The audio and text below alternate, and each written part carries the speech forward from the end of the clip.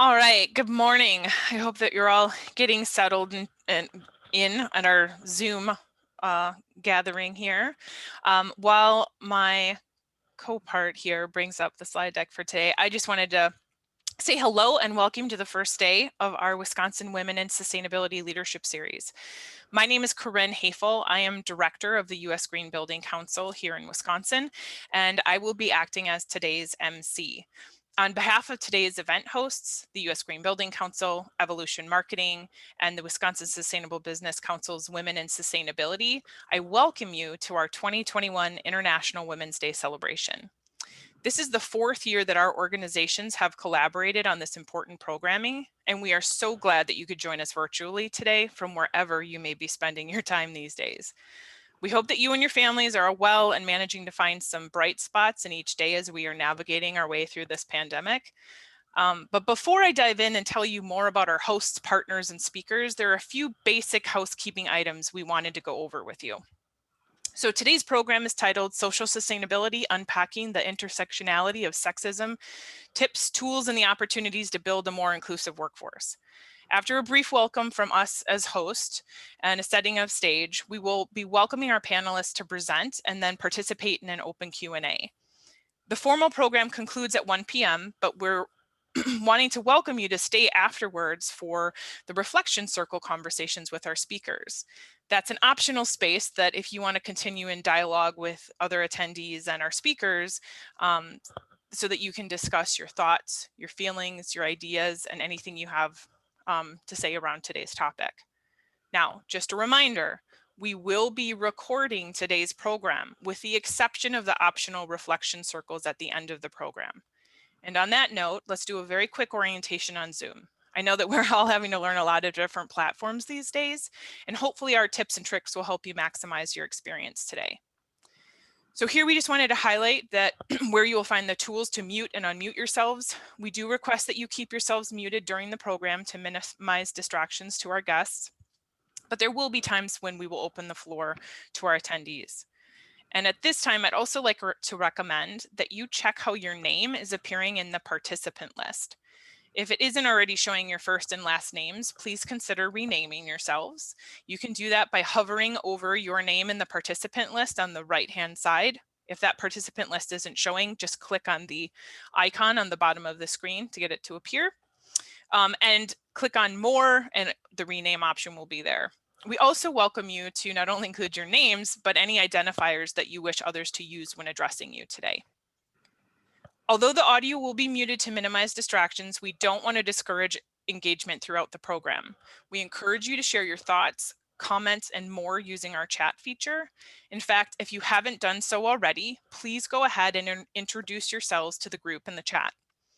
We will be monitoring the Everyone chat feed to capture questions and thoughts that you may have today.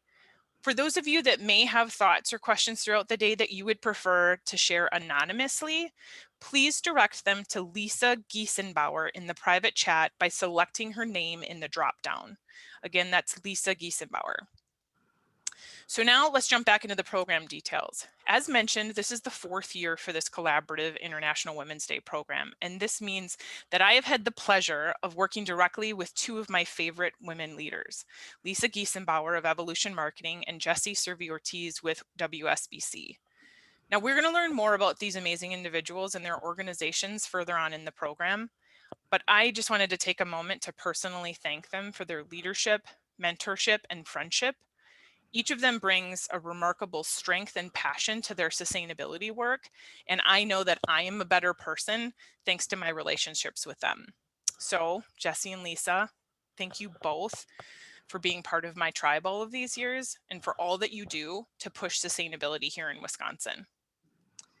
Now, speaking of thank yous, we would like to thank all of the speakers, mentorship circle hosts, and the respective organizations for sharing their insights today, tomorrow, and next week.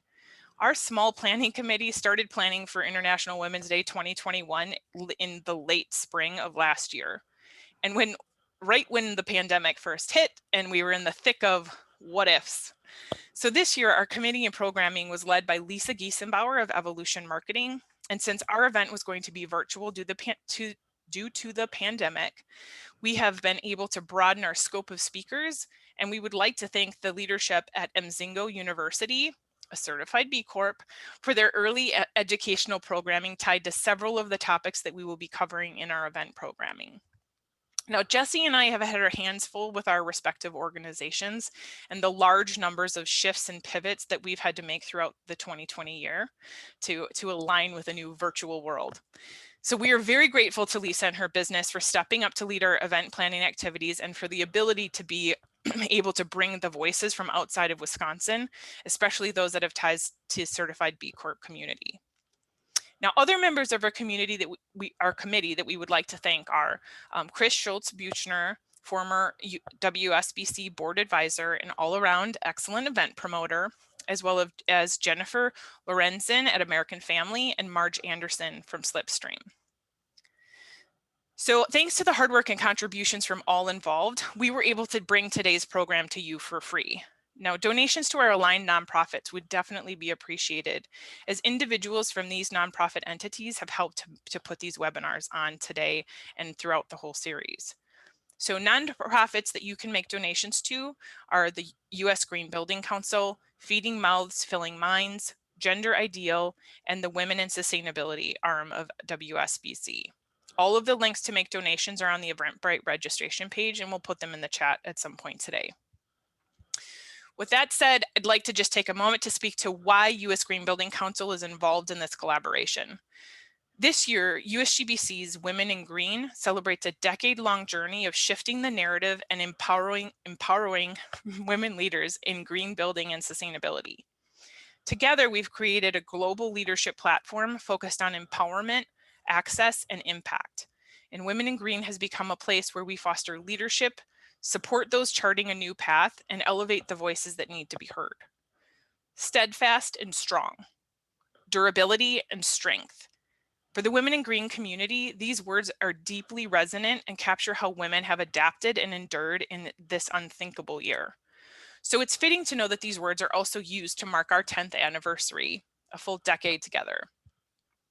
It's been 10 years of progress and 10 years of contributing to USGBC's larger mission of creating a healthier, more sustainable future for all. But this year tested women like never before, which I'm sure I don't need to say out loud to this group.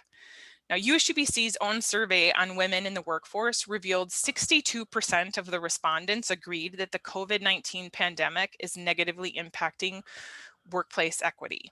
The United Nations also cautioned that COVID-19 could undo decades of meaningful progress around gender equality. The reality is we're already seeing the effects. In the US, women's workforce participation is at a 33-year low, and we know women of color feel these impacts more acutely. Serious economic, health, and social environmental challenges await us as we look to the road ahead. They are challenges that make women in green more important than ever. Challenges that also reinforce USGBC's larger strategy of healthy people in healthy places is the fastest way to rebuild a healthy economy. Rebuilding that economy will require different perspectives, new ideas, and the courage to challenge what we think we know. So as we embark on the next 10 years of Women in Green, we must commit to facing down these challenges. We are steadfast and strong. Through our experiences, through our collective knowledge, and through our diverse perspectives, we can be part of shaping a future that is healthy, that is sustainable, that is resilient, and one that is more equitable. Women in Green has been steadfast in its work over the past decade, and the foundation we've created will serve us well as we embark on the next one. So we welcome you to join us in that challenge. That brings us to today. It's now my pleasure to introduce my friend and fellow co-host, Lisa Giesenbauer, who will further set the stage for today's program. Lisa founded Evolution Marketing in 2007 as Wisconsin's first triple bottom line managed marketing and sustainability consulting firm. She currently serves as an advisory board member for the Wisconsin Sustainable Business Council and Be Local Wisconsin. Under Lisa's leadership, Evolution Marketing became the seventh certified sorry, the poll just went up in front of my script, 7th certified B Corporation in Wisconsin in 2018. And in 2019, Evolution Marketing began offering their professional services in a carbon neutral manner. Lisa, take it away. All right, well, we have a poll in front of us. Hello, everyone. We have a poll, so let's answer the poll question first. Our opening question is, I am clear about what role I play enabling a healthy culture of equity and inclusion in my workplace. If everyone could please answer, and then let us know. We're gonna give you about a minute to do that. So yes, I know what my role is and do it. Most of the time it is clear. Sometimes I know, sometimes I do not. No, I'm not clear, and I have no clue. So everyone can please click on answer and then hit submit. And then Jesse's going to bring up the findings once everybody submits theirs. Jesse, can you give us an update on how close we are to having everyone's response? Fantastic. Here is our host. Okay. I'm clear about what my role is, what role I play in enabling a healthy work culture of equity and inclusion in my workplace. 20%, yes, I know what my role is. 30%, most of the time it's clear. 35%, sometimes I know, sometimes I do not. 10%, I'm not clear, and 5%, I have no clue. All right, this is a great place to start. So let's keep this in mind. Let's keep in mind the poll, and I'm going to tell you a little bit more about why we're doing today. And I'd like to welcome you all. So first of all, welcome to International Women's Day, and to all who find value in our programming and identify with the language of women, cisgender women, trans women, women X, Black, Indigenous women of color, non-binary, and or gender non-conforming individuals. Welcome to our Wisconsin Women in Sustainable Leadership Series. And happy Women's Day, International Women's Day 2021. Language matters, and that's why I'm spelling out a variety of different ways one could choose to label herself or themselves. We, the event hosts, want to be inclusive, and we really would like to provide a safe space for all individuals who identify with womanhood and female leadership. At this time, I'd like to ask all of our participants to please go to your name. Remember how Corinne showed you to put your name in our participant list? Go up to the participant list and put down the pronouns you use to identify yourself. If you notice, for mine, I wrote she and her. It'd be lovely if everyone could do that right now.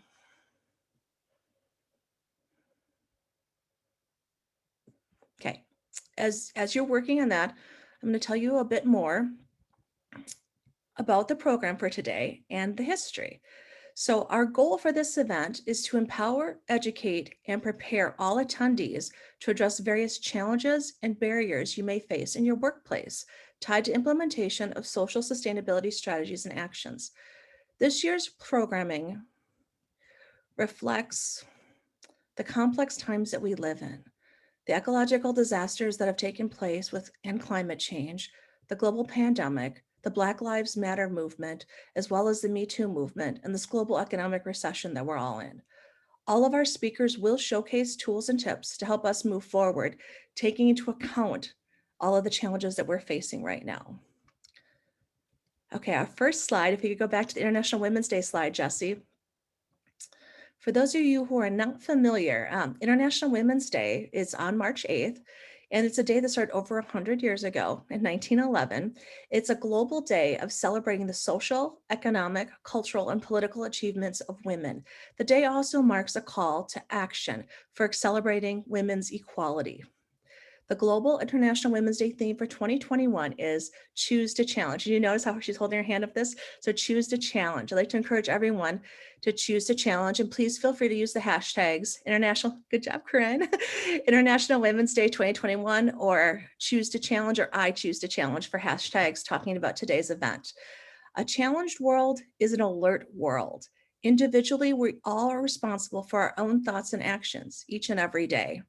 We all can choose to challenge the status quo or the way things have been done, especially since the way business has been done is changing so tremendously as a result of the global pandemic. I hope that following our educational programming, you will feel empowered to choose to challenge and to join me in calling out bias, inequality, and stereotypes in your workplace and in your life. Working together, we can co-create a more just and equitable world. Next slide, please, Jesse. So as the only sociologist on the planning committee, it is my pleasure to frame out our programming. It begins and I'm going to begin at the 30,000 foot level with the United Nations Sustainable Development Goals. For those of you who are not familiar with the Sustainable Development Goals, or SDGs, as I like to say, they are part of the 2030 Agenda for Sustainable Development adopted by the United Nations member states in 2015. They provide a shared blueprint for peace and prosperity for people and the planet, now and into the future. At their core, the 17 Sustainable Development Goals are an urgent call for action by all countries, developed and developing in global partnership. They recognize that ending poverty and other deprivations must go hand in hand with strategies that improve health and education, reduce inequality, and spur economic growth, all while tackling climate change and working to preserve our oceans and forests. The 17 goals are comprised of 169 targets that work holistically together, and they're interconnected, demonstrating how society cannot address climate change without addressing the social factors that impact the natural world. An example includes the connection between safe working conditions for employees, use of non-toxic dyes, chemicals, and sealants in the day-to-day business operations, and the ultimate ecological health of a community, i.e. using its waterways as an example. As you can see from this example, everything is interconnected. We cannot address ecological changes and ecological sustainability or environmental sustainability without looking at social sustainability. Next slide, please. All right, typically, when we talk about the social side of sustainability, the casual observer says to Lisa, look, Lisa, environmental sustainability is where it's at. This whole social sustainability thing is, I don't know what you're talking about. That's not important. It's about ecological sustainability.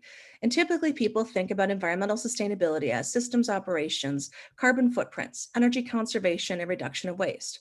Sometimes folks will even think about economic viability and how it's connected to environmental sustainability when it comes to making a business case for a project. But most people ultimately don't think about the social side of sustainability. Well, I do, because I'm a sociologist, and I'm going to encourage all of you to start to think about the social side of sustainability today, especially as sustainability practitioners. I'm going to argue that it's just as important to talk about the social side as it is environmental and economic viability side of sustainability. So I love this quote from the United Nations. Social sustainability is about identifying and managing business impacts, both positive and negative, on people. Does it get any clearer than that? I don't think it does. To me, it's pretty clear. Now, I want you to look at the SDGs that are pictured below on this graphic. Notice 1 is SDG to end poverty, 2 is zero. I can read 0 hunger, 3 is good health, 4 is quality education, 5 is gender equity, 6 is clean water and sanitation, and 10 is equality, reduce inequalities. Now, these SDGs per the UN, they would argue that these are all social sustainability SDGs. So I think it's important to note that this is how the UN frames out social sustainability. And I would argue that in order for business to address gender equity, which is SDG number 5, and SDG number 10, which is reduce inequalities between and among countries, we have to look at, again, everything from a holistic perspective, right? And we have to see how these are all interconnected together. So according to the UN, they talk about 5 principles of social sustainability. They are quality of life, equality, diversity, social cohesion, and governance. So I'm going to unpack those a little bit more as we kind of dig in. As we think through the social side of sustainability, we think about a business's commitment to people and purpose. We've heard a lot about that throughout 2020, and I think we're going to continue to hear more about that as we move forward. Businesses accomplish this by making social investments in communities to improve quality of life, create jobs, and partner with other businesses to solve social problems. Yeah, that's right. I said it, solve social problems. Businesses today are solving social problems. This is a new thing, I know, and especially certified B Corps. We're working in this space to solve social problems as our social enterprises. Sorry, I digress. I get very excited about this. Many of the companies that are currently working in this space and on projects that are working towards addressing these challenges are called the work they're doing is called corporate social responsibility. Now, the reality is every business calls it something different. It could be impact reports or impact work that your business is doing, or it could be under the CSR, corporate social responsibility. The point is Many businesses are doing this work. They may not call it problem solving and they may not think it's social sustainability, but I'm here to tell you it is, and it fits under that umbrella.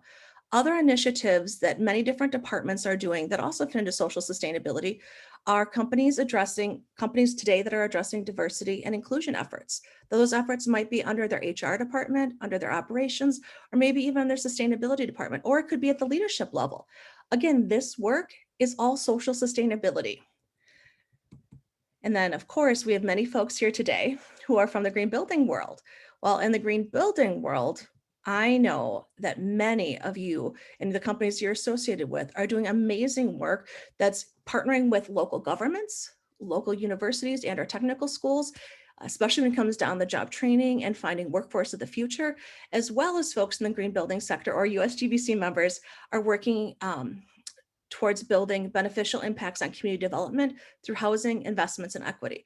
So what I'm trying to say is that social sustainability may be something that you haven't thought a lot about, or it may not have been part and parcel to your company's sustainability plans, but the reality is it's everywhere. And 2020 really brought it to the forefront, okay? And that's why we're talking about it today, because these are all things that businesses are doing.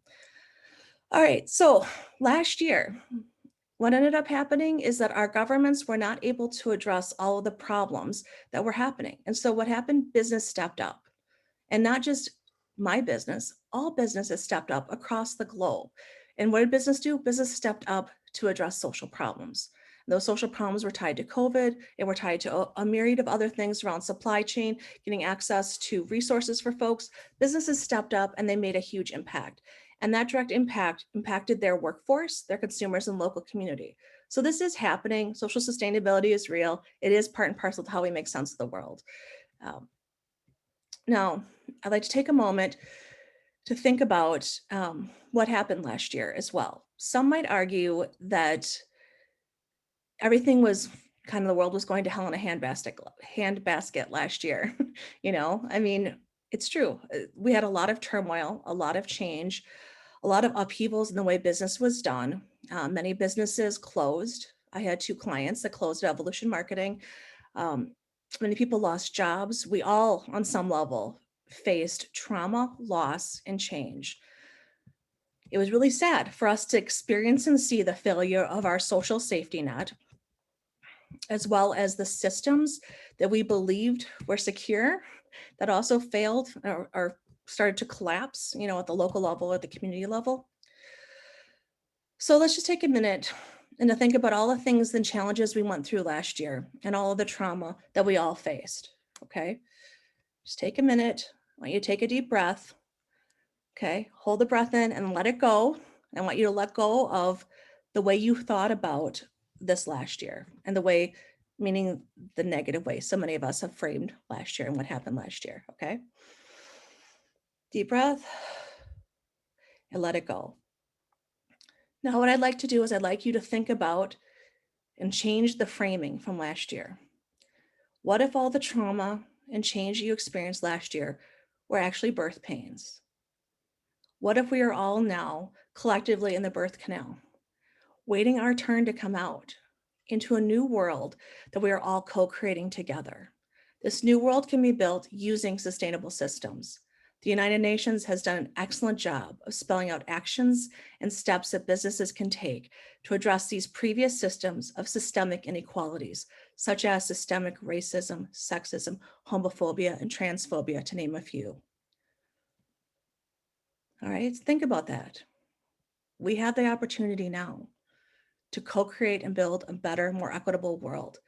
I know that many of you are thinking, Lisa, this sounds really nice, but I'm overwhelmed with my job and managing my family, and I just don't have time to deal with this.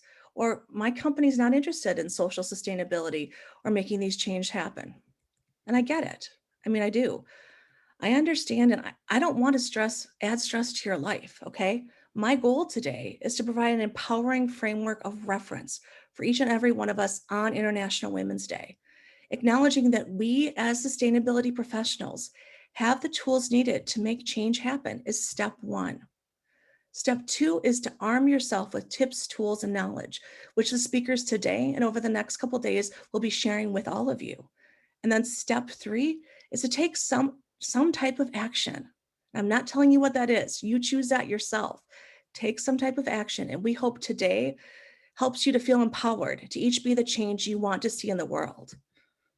I'm doing my part, and I ask you to join me in whatever way you can. Simple actions any business can do. Okay, I'm going to give you an example. This is something that we do at the Evolution Marketing Office, and I would encourage all of you to take back to your companies.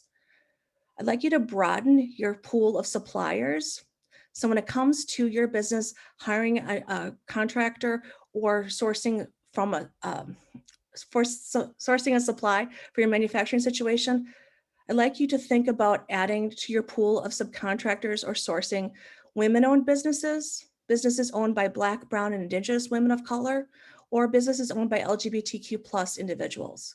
This is something we can each do. This is one change we can each take that will help us to bring in and create more equity. At Evolution Marketing, we've been modeling triple bottom line, which means three things: people, planet, and profit. We run all of our decisions through that lens.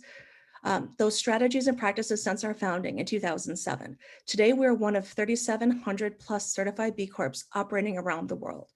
For those of you who are not familiar with certified B corporations, they are businesses that meet the highest standards of verified social and environmental performance, public transparency, and legal accountability to balance profit and purpose. B Corps are accelerating a global shift to redefine success in business and build a more inclusive and sustainable economy. As we've said, society's most challenging problems cannot be solved by governments and nonprofits alone. The B Corp community works together. Let's look, Corinne. I can see Corinne, she had this face. Let's look at her face. So my pandemic life is making itself apparent. My 7-year-old just walked in the room. Sorry. Hello, Miranda. Miranda can listen in too. So as we've said, the B Corp community works towards reducing inequalities, lower levels of poverty, and creating a healthy environment, stronger communities, and the creation of more high quality jobs with dignity and purpose. By harnessing the power of business, B Corps use profits and growth as a means to a greater end, positive impact for their employees, communities, and the environment. I'd like to ask you to join us in being a person who uses business as a force for good. Now, the next couple slides we're going to look at are ways for you, our audience, to get involved in these movements. Next slide, please, Jesse.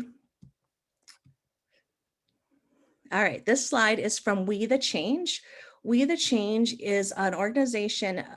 It's a group of certified B Corp female CEOs who came together in 2018, and they created this movement called We the Change. And the goal is to create a radically inclusive and richly regenerative global economy. I can talk. So you can sign up too. The best part about this organization is that there's monthly educational programming that's free and just top notch. So great resource that's actually national and international. Our next slide is something that's more of a local resource. Locally in Wisconsin, we're super lucky to have a group called Women in Sustainability, which is housed under the Wisconsin Sustainable Business Council. Jesse, next slide, please. And our Women in Sustainability group provides educational programming and resource opportunities for women working in sustainability in the green space in Wisconsin. We have an excellent Google group, and you can see it's listed there in the middle. Please sign up for the Google group. We share resources and events through it. And every year at our WSBC annual conference, we have a session that's hosted and sponsored by this group.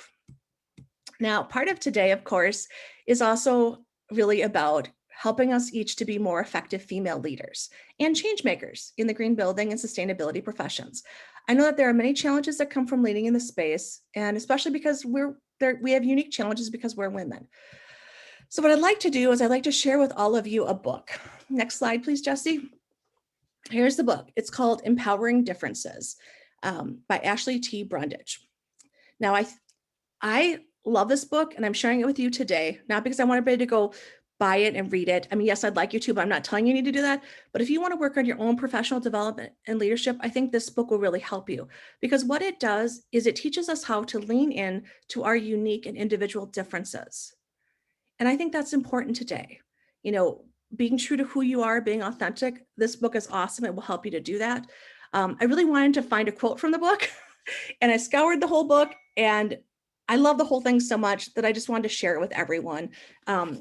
I understand that, and I'm going to read you what how Ashley talks about the book.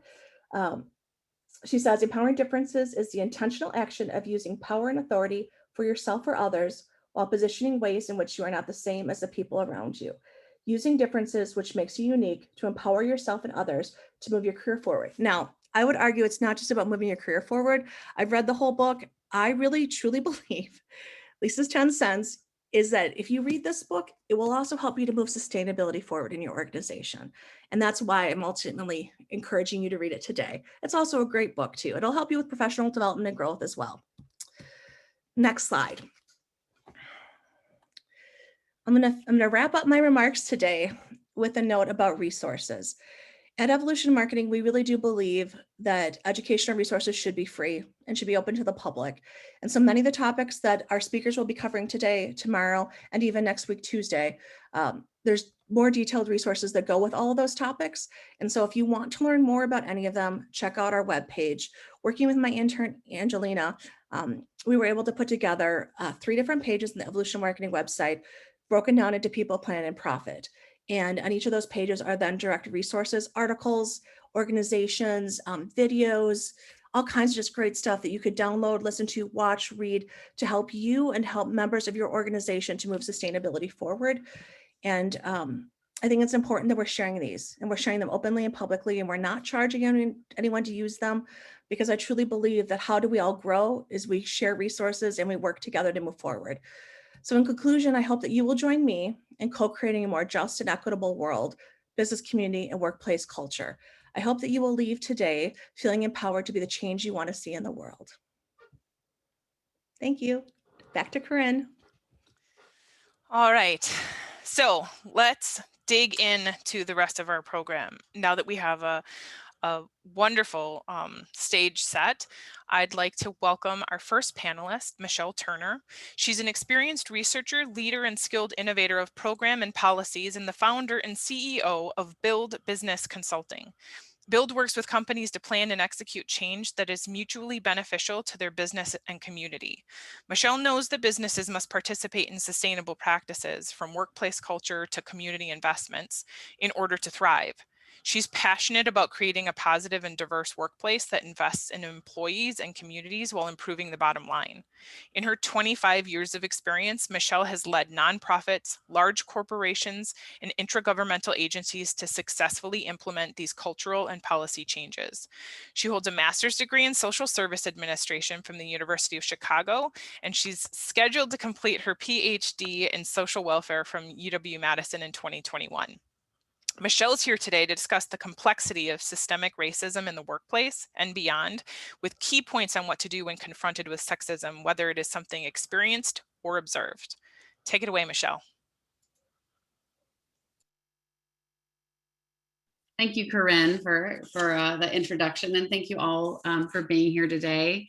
Thank you to Jesse, Lisa, and Corinne for putting this together. I'm truly delighted to be a part of this, and it's so lovely to watch all of these conversations pop up in the chat. I see that we have folks from coast to coast joining us today, so welcome to everyone. My role today is to really set the stage and the foundation for our conversations today and tomorrow. My job is to really frame the problem, so identify the issues, because we have to really understand the issues in order to address the issues. Solutions I will start to dip into, but really Maria and Angela are going to take that and run with that after my presentation. And I really look forward to our conversations later today. So let's get started. Next slide, please. I want to start with some stories. These are excerpts from 5 women who shared their experiences about gender discrimination and harassment in the workplace. Here's the first. Early in my journalism career, one of the more senior editors at the newspaper where I worked was helping me get my work phone. I had to go to his office. He closed the door behind me, and when I got my BlackBerry, he went in for a kiss. I turned my face so he hit my cheek. I knew he was sleazy, but he was the person who was getting me my BlackBerry, which I needed. And he was pretty old, so I shrugged it off and just avoided him going forward. Here's the next. Early in my career, I had a boss who would have me do all the work and then present it at his own at meetings, where I would be relegated to changing slides on the projector. I had a couple of women who stood up for me, and that helped me to develop the courage to stand up for myself. This next one really talks about the effects that sexism and harassment has on a woman in the workplace. When this happened, I definitely shrank. My self-doubt and self-criticism increased. I always dressed appropriately for the office, but I was extra cautious. I thought that how I dressed was the reason I was targeted, not once, but twice. I played small, taking up less space, not speaking up much for fear of engaging in conversation with certain people. If you say the wrong thing, will it be misconstrued as leading people on? Here's the next. Fairness at work has always been important to me, but I guess I've become more sensitive to it since I transitioned. I work in customer service for a local council, and 90% of the customers don't even bat an eyelid at me being a trans woman. I wish I could say the same for all my colleagues. And the last one, again, it starts to talk about the effect of on your productivity in the workplace. The problem was more the sexism and belittling women, and that affects your ability to be creative, to be innovative. It takes a toll on your well-being, especially as a woman of color. You already have to be on guard every day because of race and gender, and then again because of harassment. We can say, be all you can be, show up, lean in, negotiate a bigger salary. But I've always said we can't truly empower women and girls if we don't talk about the elephant in the room. When the people who wield the power are the people who abuse that power and take advantage of our silence, who do you turn to? I would like to suggest that we learn to turn to each other, and I am ready to talk about that elephant in the room. So what are we talking about today? Next slide. I feel like I'm relegating Jessie to being my assistant, but I'm not trying to do that, Jessie. Thanks for your help. We're really talking about a range of issues from gender discrimination, sexual harassment, hostile work environment. And I'm not going to go through each one of these definitions, but I want us to start understanding the range of issues that can happen in the workplace that affect women, from mansplaining in a meeting to not being invited to a meeting that you should be attending, to not having a seat at the table, to really overt sexual harassment. All of these have an effect on women's productivity and ability to progress in her role in her job. So I want to really think about these, and all of these have a negative impact for women in the workplace. How big is the problem? Next slide. A recent study in 2019 found that 61% of respondents experienced discrimination in the workplace due to age, race, gender, or LGBTQ identity. Black women disproportionately experience sexual harassment at work. And of the women who have experienced sexual harassment, only 15% filed a formal complaint. What this slide really tells us is the breadth of the problem, and that is pervasive, and there's not good avenues for women to pursue action in the workplace. Next slide. I want to talk about the effects of the pandemic for a minute. These problems existed before the pandemic, but what this has done is really exacerbate and highlight. And I know Corinne went over some of this earlier, but 4 times more women have dropped out of the labor force due to the pandemic, and that number is even higher for women of color. When we think about the reasons for that, women disproportionately hold roles and positions in the industries that have been most affected by the pandemic, and they're also being called to do the caregiving, whether it's kids or aging relatives. Black women are 2.5 times more likely to report the death of a loved one. Yet they are less likely to seek support and comfort for their grief at work. Next slide. So let's talk about intersectionality for a minute. I don't know, I'm guessing some of you have heard this term used, but let's just go over a simple idea of what it is. It's really the framework used to understand multiple factors of advantage or disadvantage. We often think of it as disadvantage. The term was coined in 1989 by Kimberly Crenshaw. She's a professor of law at Columbia and a brilliant scholar. She came across a case from the 70s. A group of Black women had sued General Motors for discrimination. The judge dismissed the case because he said, no, there are Black men working at General Motors and there are white women working at General Motors. Therefore, those Black women were not discriminated against. It still today highlights the clear example of why intersectionality must be understood. And again, we have to understand the problem in order to address the problem. That is still what is happening today. It has broader application across multiple identities. If you go to the next slide, Jessie. So here we can see this Venn diagram, and this is not, I put 4 up here, but we could keep adding to it. Why does it matter? Why am I talking about intersectionality? I really want to say until all women are moving forward, none of us are moving forward. So we have to start understanding that overlap that we see in those multiple identities that many of us hold. What happens as a result of this intersectionality? Greater wage inequality, lack of professional development opportunities is increased hiring discrimination, increased sexual harassment, and higher turnover rates. So we have to kind of include this. We must include this understanding as we think about reaching towards gender equity in the workplace. Next slide. Effects on women who've experienced discrimination and harassment. As many as 95% of women who have experienced harassment and discrimination report ongoing depression and anxiety as a result. Also, women suffer long-term consequences. When we looked at that first slide, when there's not clear avenues for women to report, they leave the workforce. That results in lost wages, and it also results in often their professional careers taking a side, and they're not able to continue in the same level of position when they seek new employment. All right, next slide. Things are changing, right? You see the CEOs taking power, the female CEOs of the Fortune 500s. We have Kamala Harris in the White House. Let's take a snapshot of where we are today. Next slide. So while we're not all working at Fortune 500 companies, this is a strong indicator of where women are in the workplace. So Fortune 500 companies, just below 10% of women are CEOs on the boards. That's just a little over 20%. Top jobs in the S&P, again, you see where that's a little bit around 10. C-suite jobs, only 21% of C-suite leaders in the US are women. Of those, only 4% are women of color, and only 1% of those are Black women. Why do we have these barriers to women succeeding? Could you go? Sorry, we're not quite done, but you can stay on either one of those. The old stereotypes, so the qualities of a leader, we often attribute those to these masculine traits, and when women exhibit those traits, they're not seen as positive. Fewer connections. Men still surpass women in having the networks to learn about opportunities, to find mentors and sponsors to really champion their advancement in their careers. Bias and discrimination, all the things we've been talking about, interfere with women reaching those seats and getting those advancements in their careers. And lastly, lack of flexibility. In spite of all the progress we've made, women still bear the brunt of the domestic chores and responsibilities in the home. And that simply just leaves less time for them to do the work and to advance their own careers. So now we have the slide here of pay. So you can, I'm sure you're taking a look at what for every dollar that a white male makes, these different groups make. Economist Evelyn Murphy estimates that over a lifetime, for a high school female graduate, that's $700,000 in lost wages. A college graduate, $1.2 million. And for a grad school and professional and beyond, it's $2 million and beyond.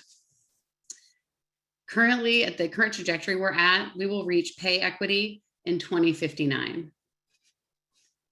Why is this such a problem? Why are we still here after all the work we've been doing and for decades of efforts? You go to the next slide. It's systemic. It is not just in the workplace. It is in our movies. It is in our magazines. It's in our language. It's in our schools. It's in our universities. It's in the public sector. It's everywhere. And until we start understanding the pervasiveness of this and how gender roles and rigid gender roles perpetuate these limitations for women, we cannot move forward. So let's take a minute and think about what we can do. What's something we can do today in your role at work? You can be an ally. And what does that mean? That means you can speak up. When you see sexism and harassment happening in the workplace, challenge it, identify it, stand up for your fellow women in the workplace. Exercise your political power, do the research, who's supporting gender and racial equity, support those candidates. Avoid the boys will be boys mentality, challenge this, what it means to be a man.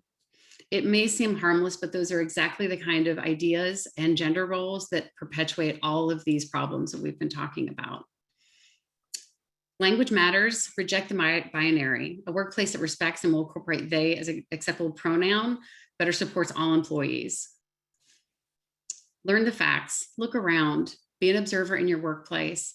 Who's making the decisions? Who's speaking up at meetings? Who's being heard? When you see something happening, speak up. Advocate for change. Advocate for effective training. When I say effective, I really want it to be research-based, have measurable outcomes, and customized to your company. Advocate for an equal work culture. And lastly, respect others' choices. Empower and support fellow women in the workplace. Thank you for listening, and I look forward to the conversations we're going to have later today.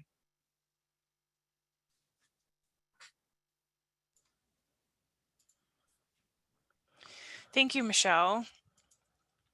I'm sorry, while I navigate back to my notes here. So our next panelist, Maria Nicholas Groves, is the founder of Talent Growth Partners, where she helps executive teams align with human capital strategy with their business strategy and goals.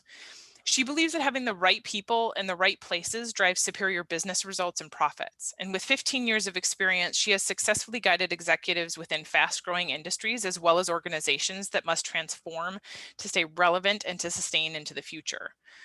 Maria does this with values of trust, ferocious curiosity, objectivity, agility, and excellence.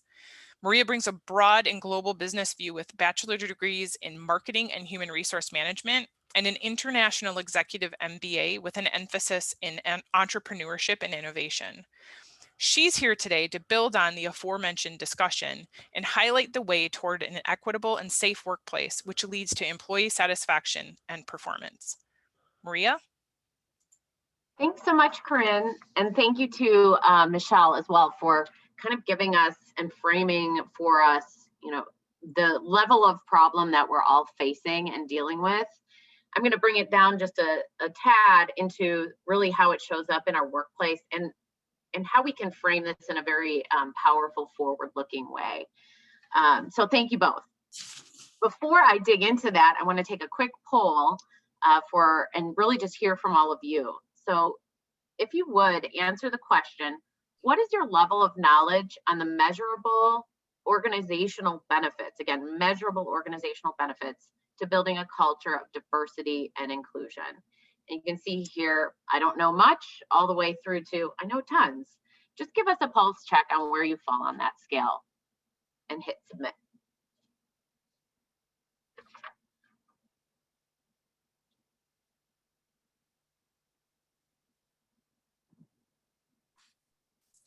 All right. And Jesse, as you, oh, great, perfect. All right, I know some is where we're ranking, 56%,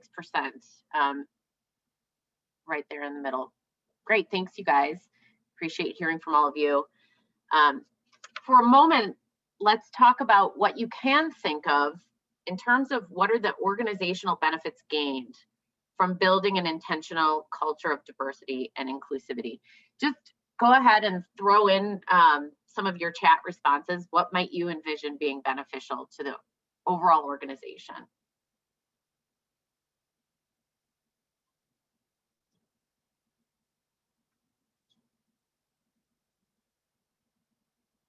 Ideas and innovation, perspective, variety of innovative ideas. Love this. Yep, diverse ideas, bigger profits, innovation. I love it. Somebody said P&L, so true. Community impact, retention. Yep, reduced turnover. A better environment, happier employees. You guys got this. I love it. Wider population, happier communities. Beautiful. I love it. Keep them coming. So that's what I want to do for a second. I just want to reimagine our workplaces, because when I read all of those powerful pieces that you've put into chat, I want to work at that place, right? So let's just envision this place where people felt truly empowered to just show up as their true selves. Their opinions were not just asked for, but truly heard and taken into account. Each person felt like they could get a truly honest, fair shake on a promotion or a new role. We saw across every level of the organization diversity of thought, gender, race, religion, sexual orientation, and disabilities. People were able to show up free of subtle or overt racism, or if there was an inappropriate incident, people felt truly supported and there was a place and a way to manage it. And then overall, just employees felt valued. I don't know about all of you, but that sounds like a pretty solid workplace. So moving forward, just envisioning what that workplace could look like. You can go to the next slide here, Jesse. This intersection of a very happy, motivated, and engaged employee is both the ideal employee for their own lens, right? And also for the C-suite and executive team, right? So we're all kind of driving after that intersection, but we definitely don't always experience this in the workplace. And then on the other quick graphic here, when we see diversity across the board and an overlay of continuous learning, people feeling like they have rich ownership and equity in what they do and how they can show up in the workplace, they're recognized as such, we truly drive a much more engaged workplace, and this leads to results. And I'm going to talk about some of that in a little bit. So why are we sort of coming back to reality here, not seeing this, feeling this, sensing this all the time in the workplace? Well, a recent study from Boston Consulting Group shows that 97% of organizations today do indeed have diversity, equity, inclusion programs, but only 25% of them are successful. So why is this massive disconnect? I'm going to unpack that here on the next slide. There's really three core reasons that we see. One is any leader that kind of sets out to improve DEI, they kind of look at it and go, God, I don't even know where to start. I'm not sure how to best gauge my progress. And maybe I know some of the basics to measure, like percentage of representation or addressing the pay gap. And I don't know about you, but I got really fired up when Michelle said pay equity we're on track for in, was it 2059? Oh my God, not okay, but thank you for that stat. Anyway, people get really buried in where do I start? And then they gain some stagnation because they haven't taken this very holistic view of the full key performance indicators needed to truly move the dial over the long haul on everything. The second reason is really limited resources and turnover. So 98% of all US companies have less than 100 employees. So they tend to not think that they're big enough to focus on DIE strategies, which I would argue, but it just doesn't hit the marker for many of these small businesses. Moreover, 53% of organizations who do have a diversity, equity, inclusion program, 53% have part-time people leading this. And also those folks report inadequate budgets. So it's sort of hard to really move the dial if it's not properly resourced across the board. And then last, even as of 2020, we see a large turnover within the diversity, equity, and inclusion programs. The last piece is engagement, and I mean this broadly speaking. So for the last 2 decades, we have marked in US business only 34% engagement across our companies. And I'd say in the last 7, you've seen more like listening sessions, pulse checks, but we still are suffering from very low engagement across the board. So these are really the top 3 reasons why there's such a huge disconnect. However, there is a huge opportunity ahead of us, and I'd like to talk a little bit about some of those opportunities. On the next slide, you'll see that if we take the time to effectively develop, lead, and resource a DEI strategy, it actually goes into everything you guys typed into the chat. And it's proven it's not mushy or fluffy. Better financial performance, stronger engagement, efficiency gains, and a healthier retention outcome. So let's talk about each of those in a bit more detail. First, from a financial performance perspective, we see diverse and inclusive companies financially outperforming. In fact, compared to the national industry medians, 35% for ethnic diversity and 15% for gender diversity, according to the last McKinsey study on this. So in addition, diverse management teams deliver 19% higher revenues for innovation specifically compared to their less diverse counterparts. I think a lot of you had commented on innovation, which is great. And then companies with diverse set of employees enjoy 2.3 times higher cash flow per employee. That's a wild stat. So once again, what we see is a much more quantified, deliberate way of talking about this and garnering the right level of attention across the business from a financial performance vein. The next piece I want to talk about is efficiency and engagement. So we see employees with higher diversity or highly diverse and inclusive organizations having stronger collaboration and commitment. It's about 26% more team collaboration and 18% more team commitment, and that's from a CEB Gartner research. I love this one. Employees who feel their voice is heard at work are 4.6 times more likely to feel empowered to perform their best work. I suppose this shouldn't be surprising, but I think a lot of this gets lost. And then teams that follow an inclusive process make decisions 2 times faster in half the meetings. I don't know about all of you, but if I could do that every day in my business, I'd be thrilled. Half the meetings and a very inclusive process where we get more things done. And then the last is around retention.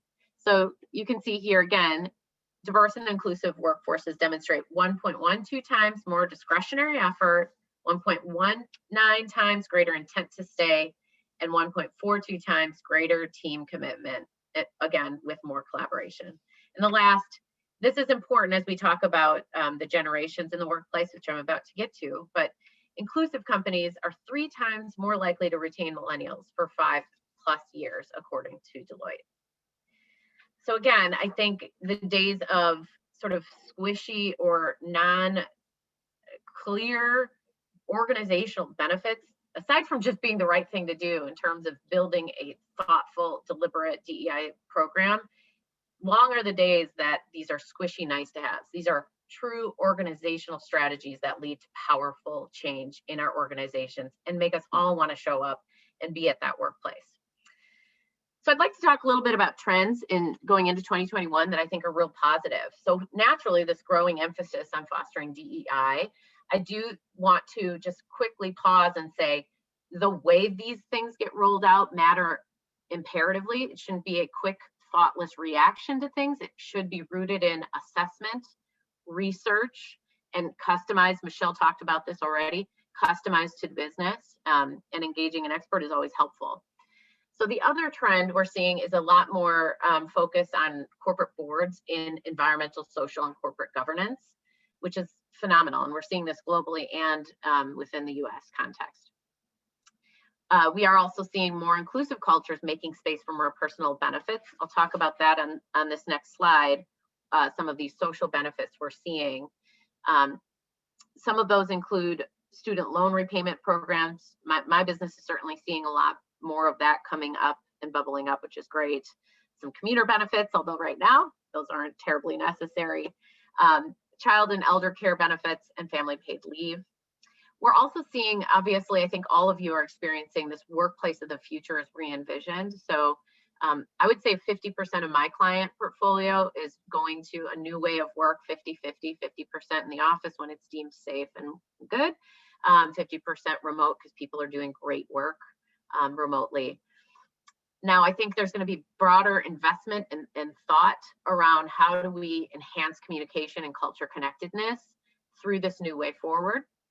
We're also seeing a significant increase in gig economy workers. This has been a long time coming, but it's only picking up more pace. And then I do want to take a second and talk about Gen Z because they are entering the workplace in some serious numbers.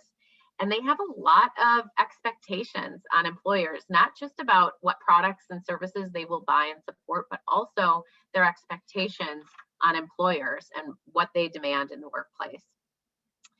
And if this is of interest to you, this quick snapshot is a picture of our current US labor force ranging from silent generation to Gen Zs. And again, you can see the significance and growth. If this is something of interest to you to explore further, Angelina and myself are co-hosting the mentorship circle one of the mentorship circles next week, and we're going to dig into this a little bit further. So I welcome you to join that. But again, I think the Gen Z population set is really going to be framing up and changing some of how we need to show up as an employer in the workplace. So with that, I'd love to ask that same exact question. I know this is a very brief and quick conversation, but I'd love to see if you've moved the dial at all in terms of that same exact question. What level of knowledge do you have on the measurable organizational benefits to building a culture of diversity and inclusivity? Give us a quick poll check on that and hit submit, please.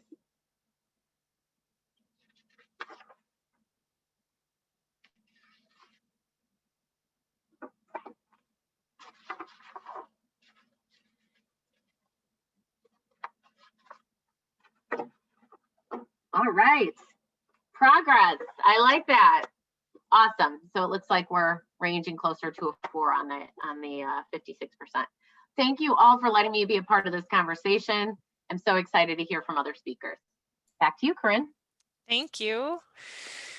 So our last panelist, Angela Russell, is the Vice President of Diversity, Equity, and Inclusion and is the Vice President of the CUNA Mutual Foundation at CUNA Mutual Group. Angela is responsible for leading the development, direction, and implementation of short and long-term strategies and programs that support diversity and inclusion, and overseeing CUNA Mutual's corporate social responsibility program. In 2018, Ms. Russell was named as one of the nation's most powerful diversity executives by Black Enterprise magazine. She has nearly 20 years of professional experience involving diversity and inclusion, external relations and outreach, communications, policy development, and research and evaluation. In fact, prior to joining CUNA Mutual, she worked in various roles in public health, including serving as a health equity coordinator for Public Health Madison-Dane County, and she was the community engagement lead for the National County Health Rankings and Roadmaps program at the University of Wisconsin Population Health Institute. We've asked Angela to join us today to talk more in depth about the intersectionality space between gender equity and racial equity. Angela, the floor is yours. Thanks, Corinne. Thanks for having me here today as well. I don't have slides. I'm just going to host this as a conversation, essentially. Michelle and Maria, it was so great to hear you all as well. I liked the framing that you did of intersectionality, Michelle. And Maria, thank you for providing some of those foundational pieces as it relates to organizational DEI. One thing that I did want to comment on is terms of the efficiency and the retention benefits of DEI. The reason that I want to comment on those is that you don't get those right away. So many organizations think that they can institute a program and think that they'll have those solutions in 3 to 5 years, and that's not realistic. You're setting yourself up for failure. And quite frankly, when you start increasing diversity, things get less efficient initially because you are having to learn how to work with others in a solid way. And then retention is hard, and I think it's actually going to get more difficult because we see so much competition for diverse talent among organizations that people are thinking that they can go anywhere, and they can. So that it's really up to us as organizations to think about what are we doing to create an inclusive culture that will retain people over time. So I just want to start off with kind of sharing my story, pausing a little bit, and then getting into the journey of DEI at CUNA Mutual Group. The pause is going to be, I want to have a discussion about Meghan Markle, and I'll tee it up. As I tell my story, think about the intersectionality challenges that Meghan Markle is facing right now, right?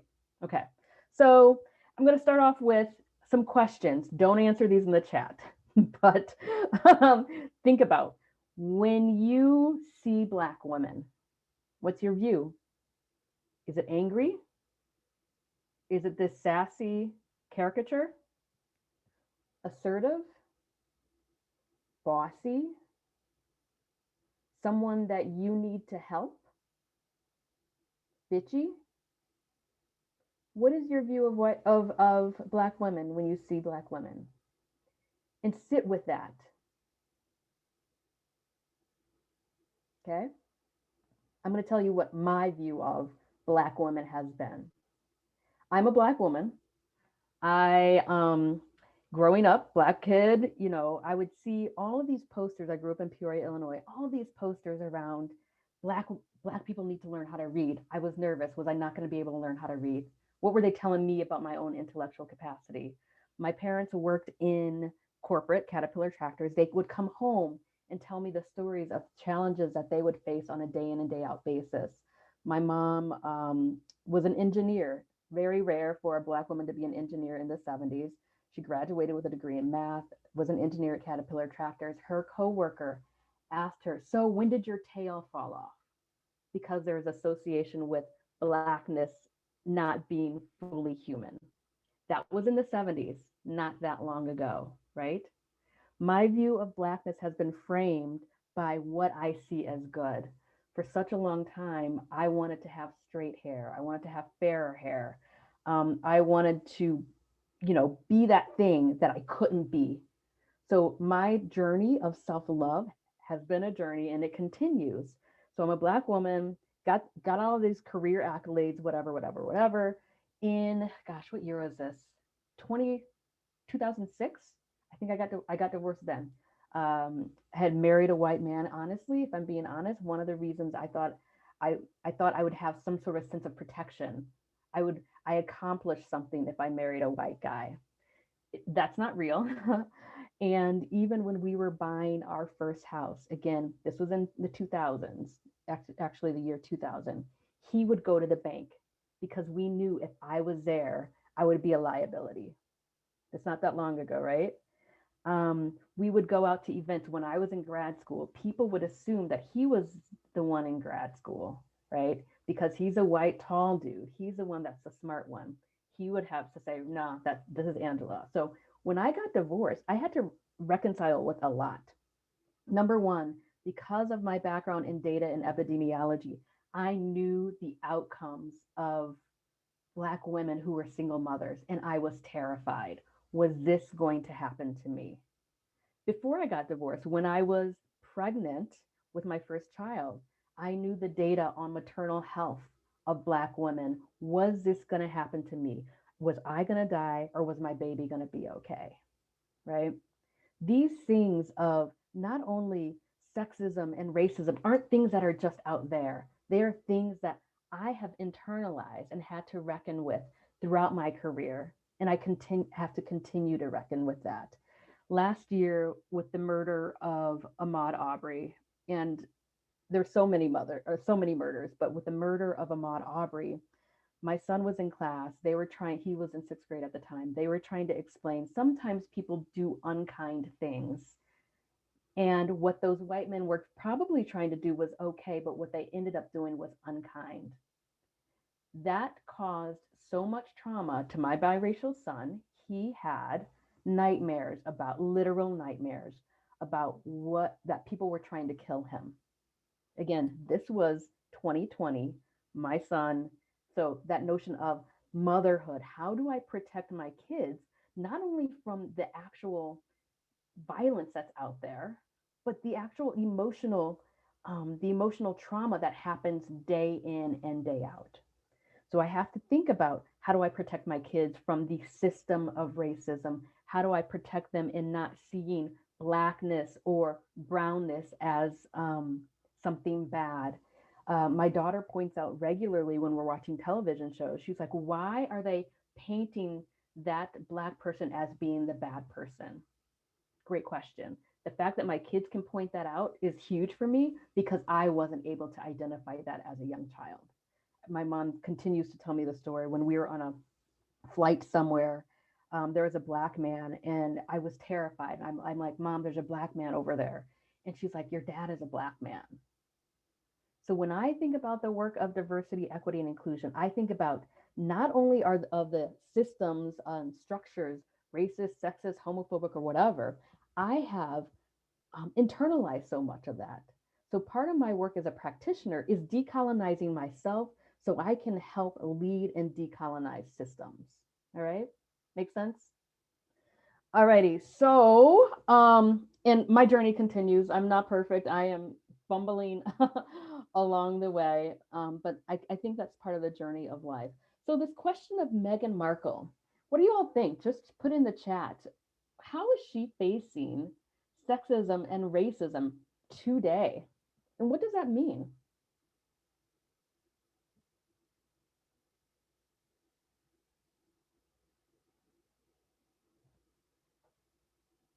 I love the silence because the silence is actually real because I can't hear anything in the back either. My kids must be doing something. I should be either nervous or proud. I'm just going to be proud. Yes. So it's deeply embedded. The way that she was treated in the press is horrible. The way she's treated in the press. How do you think that this is a systems issue, not an individual act of racism or sexism? Yes. Thanks, April. Systemic. Okay, so someone who doesn't know much about Meghan Markle, Meghan Markle is a biracial woman, married Prince Harry. They left the royalty because of some of the racism that she was facing, and they just moved out. But yes, not just the press, but the royal family, and that is an example of how this stuff is systemic. And I think that we want to carry this topic of Meghan Markle through us, not just because it's Meghan Markle. This is what women of color face day in and day out.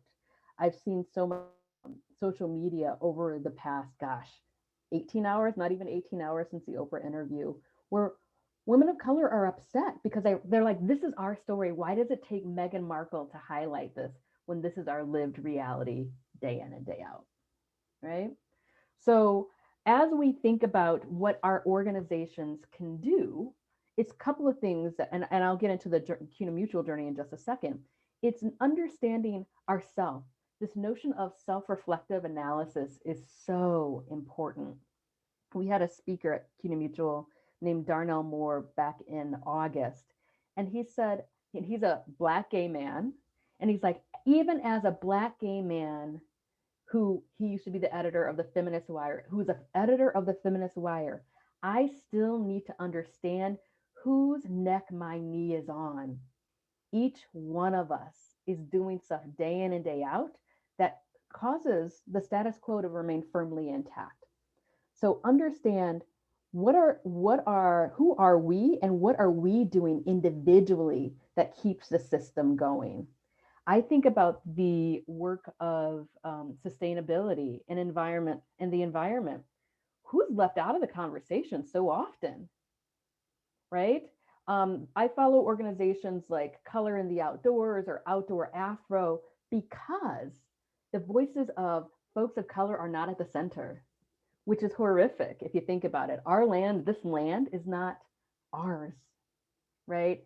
Where is this place for Indigenous leaders to center their voice, for leaders from other races who feel terrified to be in nature? How are we making sure that their voice is at the center? Because unless folks who are at the margins are centered, we're never going to get to the systemic change that we need.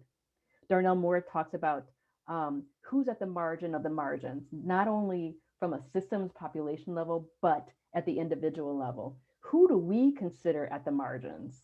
For me, there are some folks in my head that I'm not kind to. My ex-in-laws, I am not kind to in my head because we're radically different.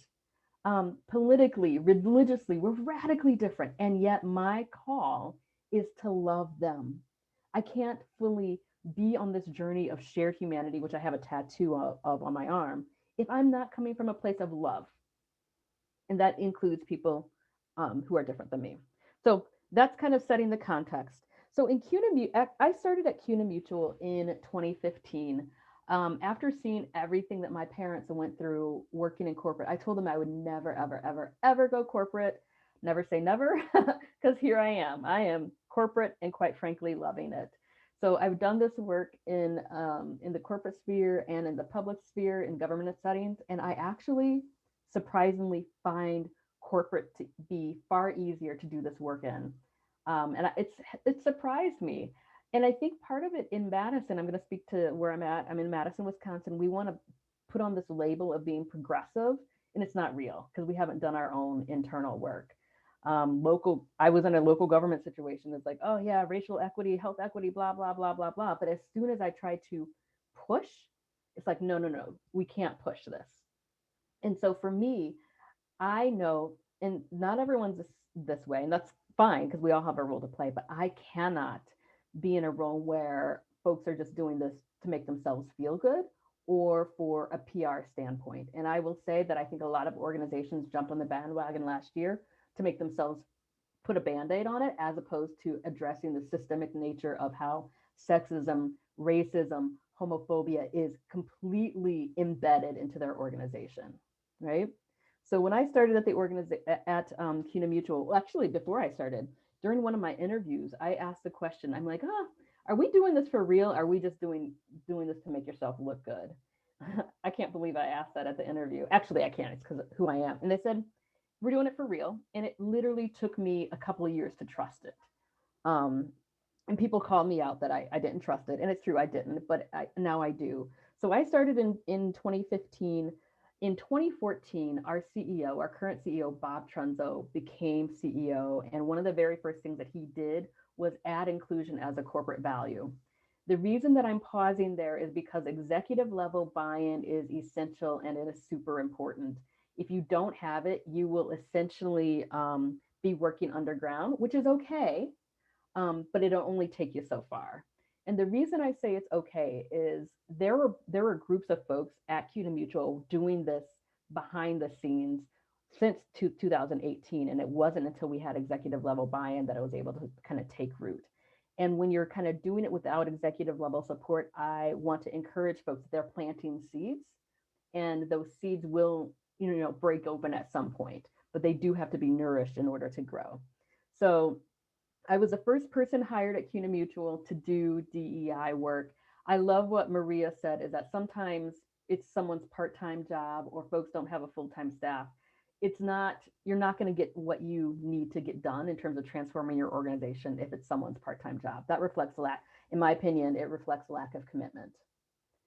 So we had, I was hired in 2015. I was able to hire another person to join me at the end of 2015. And we ended up creating a really robust affinity group system called ERGs. Sometimes they're called Employee Resource Network, Business Resource Network, affinity groups, with people of similar backgrounds to get together and talk about not only kind of what they have hope in and what excites them, but some of the challenges that they face in the workforce as well.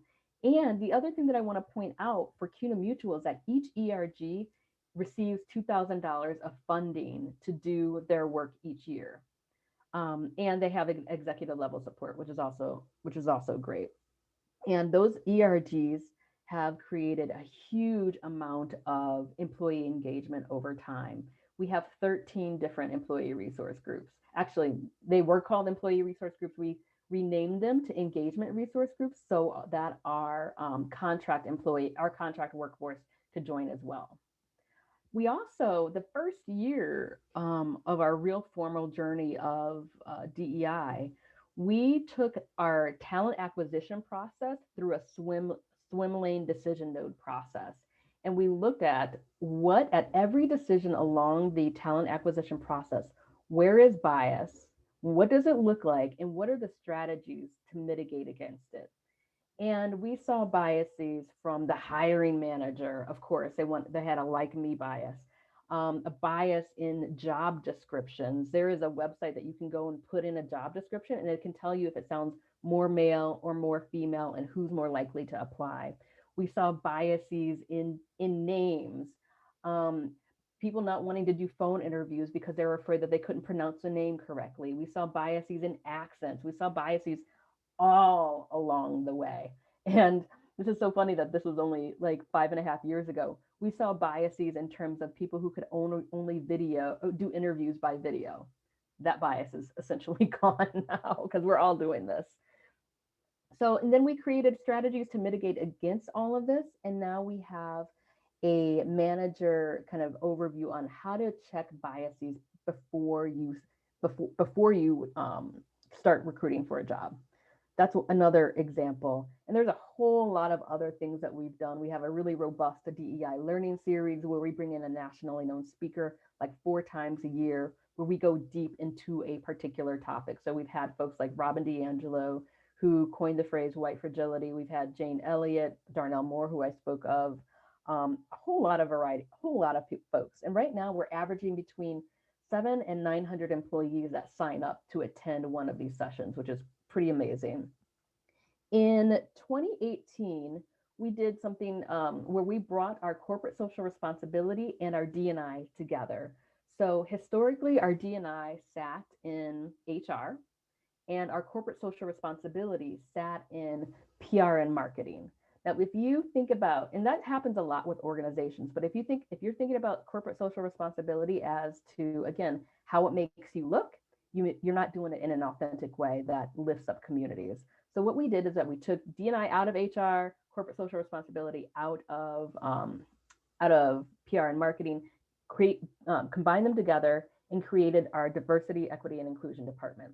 On one side, you have D&I, on the other, you have CSR. In the middle is equity. How do you create equity in the workplace? And how do you create equity in the communities in which we are located?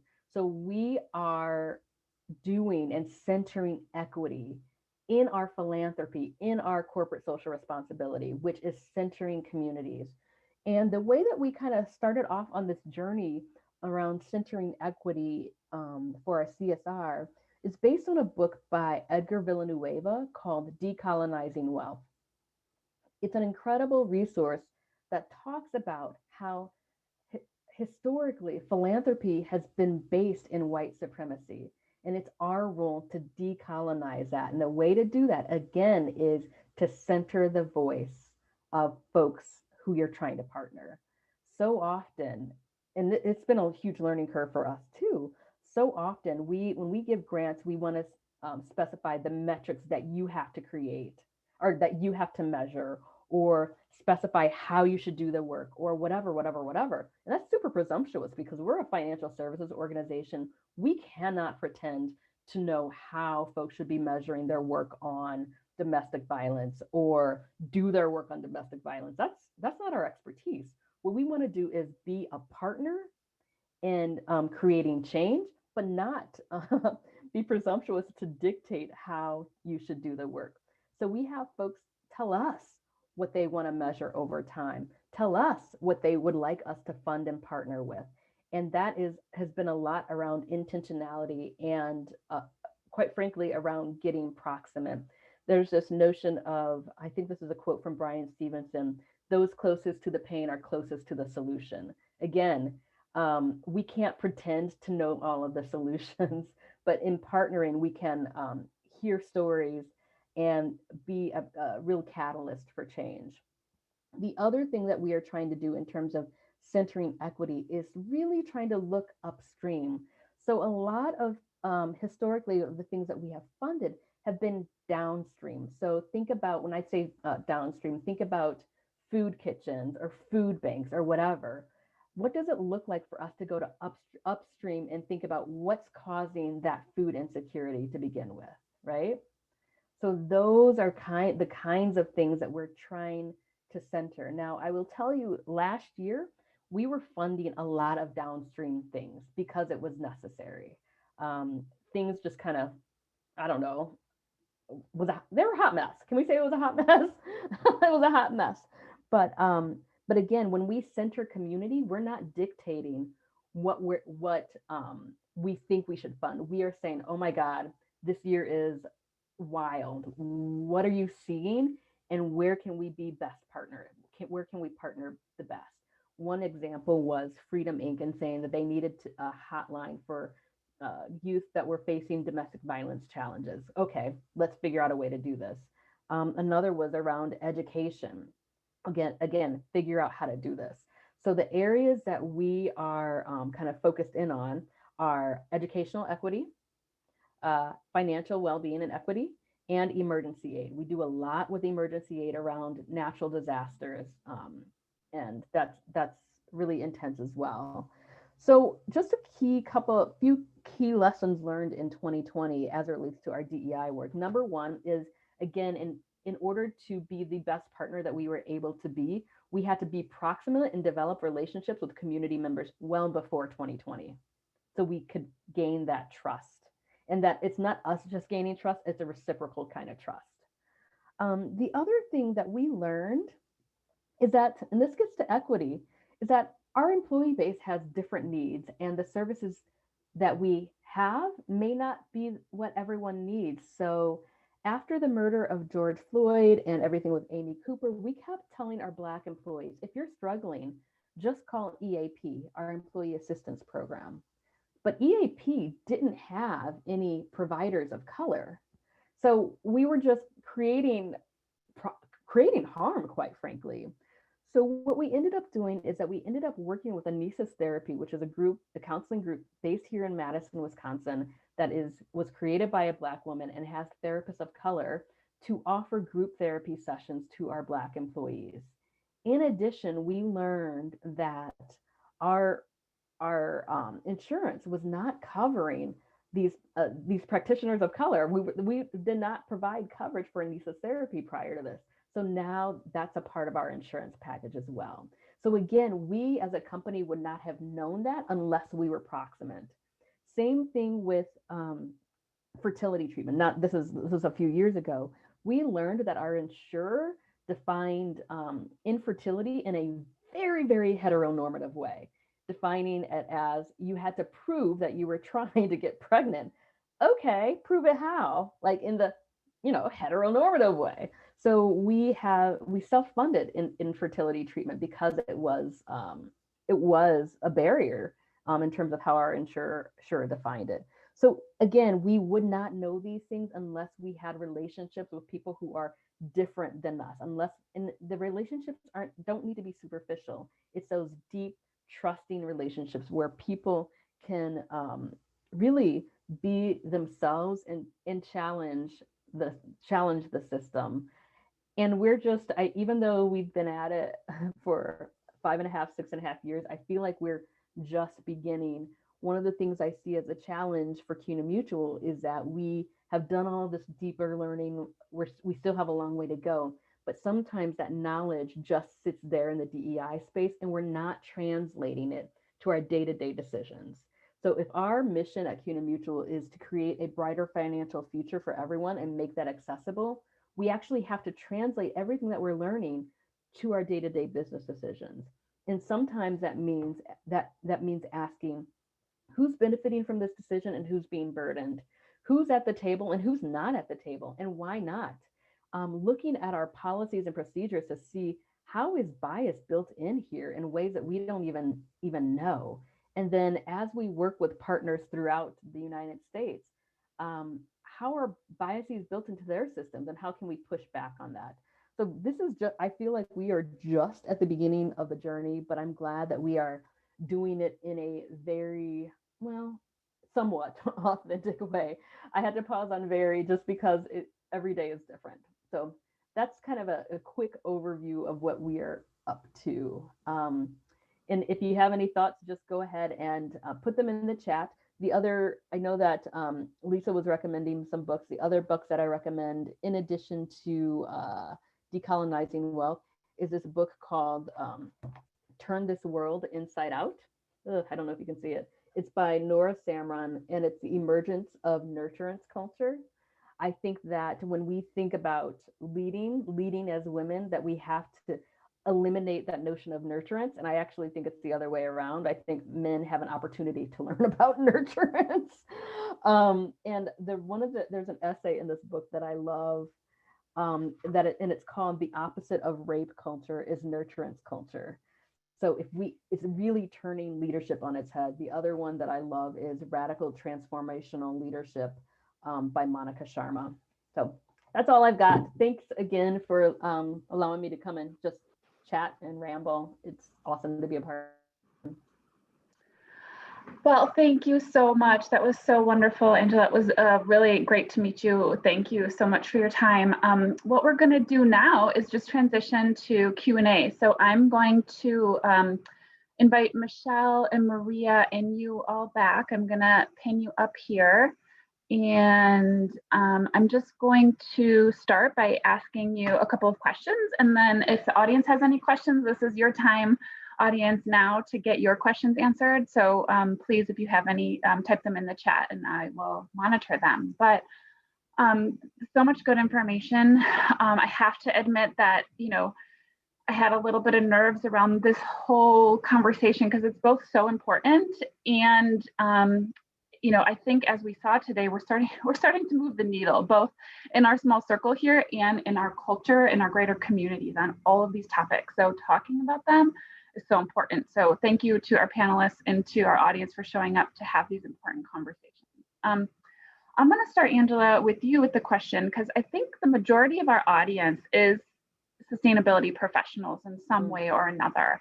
So I'm wondering if you have any thoughts or advice. You've talked about kind of how CUNA has sort of brought the programs together, and I think that's a step in the right direction. But what, as sustainability professionals out there working on environmental and people and culture stuff, what can they do to build relationships with their DEI programs inside their businesses and help make a stronger bridge in their organizations? Yeah, I think a couple of things. Number one is look at your network.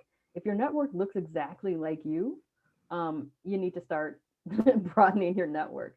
So again, I think about organizations like Color in the Outdoors or Outdoor Afro or so many other organizations that are interested in sustainability, but people just don't think about it. I think about the work of Michael Ford, who's a Black architect here in town, who's working with folks out in New York. He's incredible, but there's this notion that the outdoors is only for certain groups. And that's a stereotype, and it's a myth, and it's not accurate. The other thing that I would encourage folks to do is when we think about sustainability and the outdoors and the environment, thinking about the historic relationship of, I'll be real explicit here, of folks of color and the land. It hasn't always been a great relationship. It's been a site of harm and genocide, of murder. So how do you get folks to think about that this land is for all of us, and it doesn't have to be about grief or fear or whatever else? But it's hard, and it's a big barrier. But I would start one by one in terms of relationships and trust. Yeah. I have sort of a follow-up to that. I love the analogy that you used around sort of as a gardener and a fellow naturalist, the seed analogy, right? So many times sustainability professionals will come to me and be frustrated. They're, corporate leadership isn't quite buying into sustainability. What advice would you give them to keep watering the seed? Yeah, I've been surprised so many times. So I worked for Governor Jim Doyle for about 6 years, and the CEO, Democratic Party, and the CEO of CUNA Mutual worked for Tommy Thompson.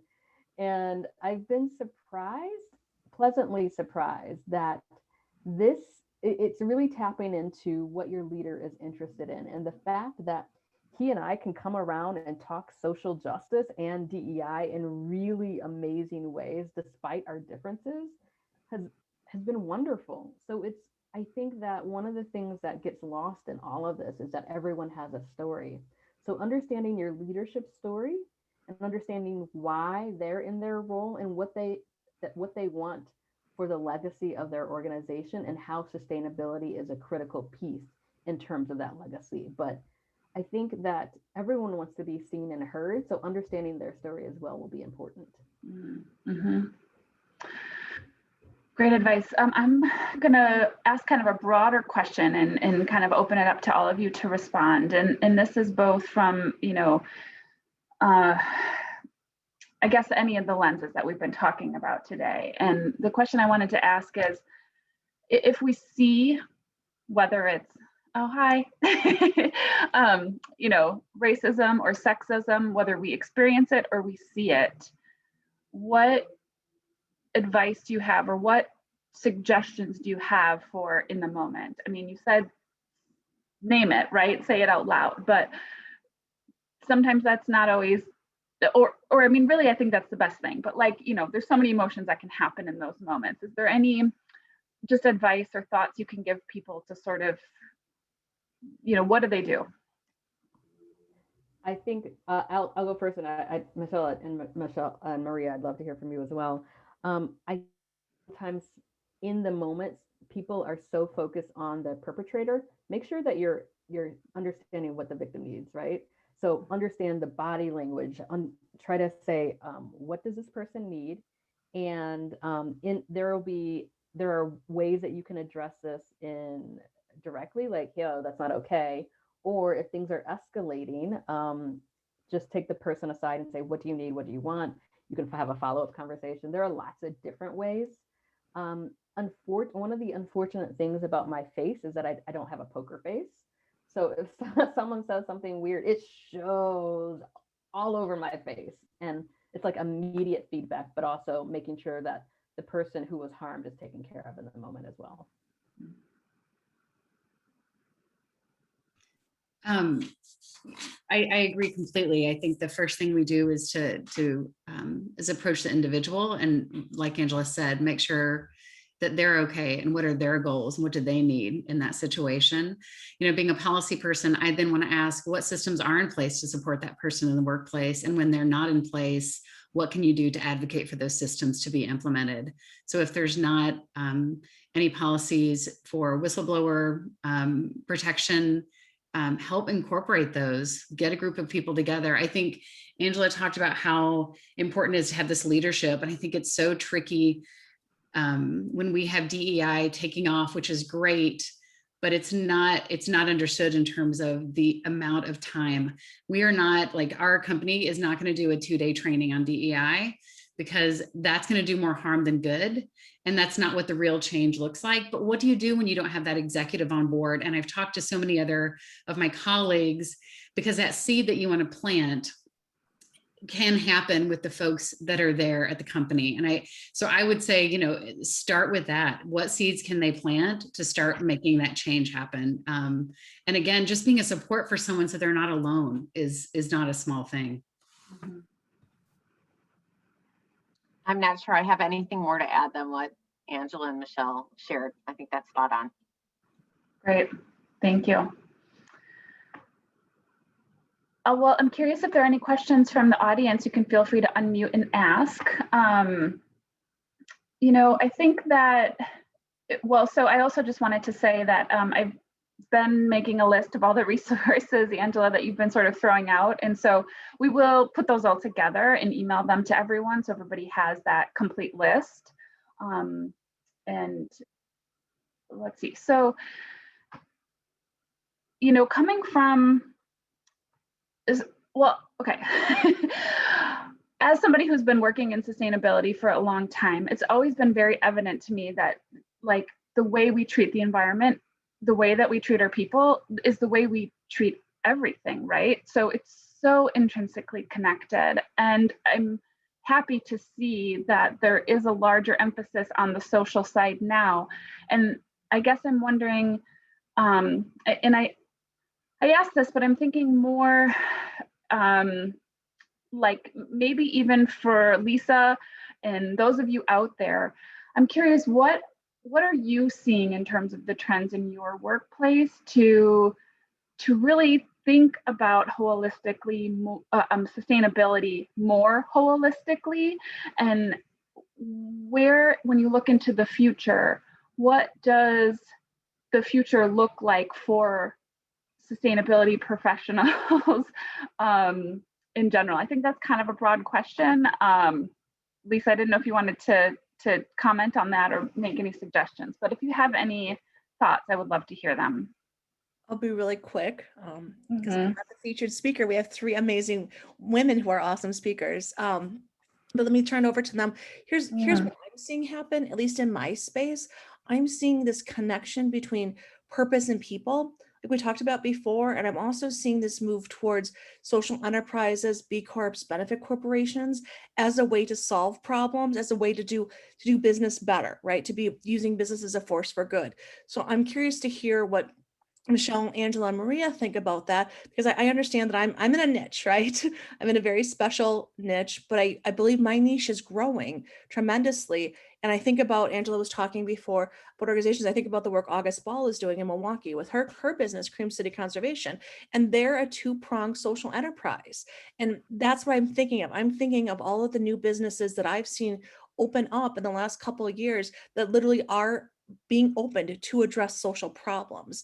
And so I think it's happening. I just think it's slowly working out into the work, into the space itself. But I also feel like it's women especially who have been tired of the system, so they're creating their own business. They're making change happen by being entrepreneurs. And that's what I see. I mean, I'm a female entrepreneur, and that's what I see. A lot of, especially women of color, who are starting their own business, who are saying, I'm done. I'm going to do this. I'm going to make change happen. And I'm going to be the change I want to see in the world. So that's my 10 cents. Maria, Angela, Michelle, thoughts, feedback? I think to add on to that, I think there's a lot more happening that I see at the C-suite, in which executive teams are less asleep at the wheel, which I think they have been for a very long time. And so, I even loved hearing just Angela ask the executive team, like, are you guys doing this for real? Are you committed, or is this just a feel good? And there's so much power in that question. And there's even more power in practitioners sort of walking away if it's not thoughtfully, strategically executed over a long haul, right? And so, I just certainly am seeing executive teams that have been asleep at the wheel that are now seeing a much more deliberate path forward, that are starting to see things that are less squishy or mushy to them, and the true powerful impact we can have on organizations around CSR, DEI, the interconnectivity of them. We're a long way away, but I do think that there's a lot more conversation happening at the executive level. So.